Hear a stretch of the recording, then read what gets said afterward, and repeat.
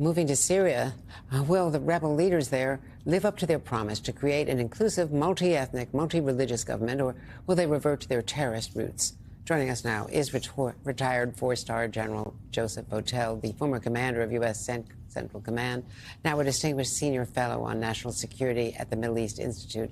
General Votel, thanks very much for being with us. Jake Sullivan said today that there is some opportunity, obviously, in Syria with the fall of the butcher Assad, but there are enormous risks of the resurgence of ISIS. How concerned are you? Well, I think everyone should be concerned about terrorist organizations that rise up into these positions. That said, what we've seen is over the last week or so is we've seen fairly moderate actions from them.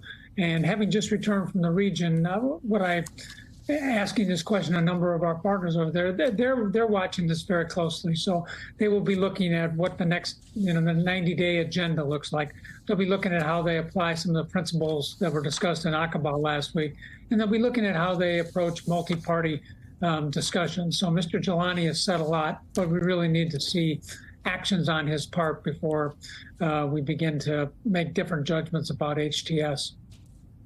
How quickly do you think, if he persists in his moderate stance, his inclusive stance, he's abandoned his previous uniform, he's in civilian dress, how quickly should we delist him as a terrorist, which he is, according to us and the United Nations?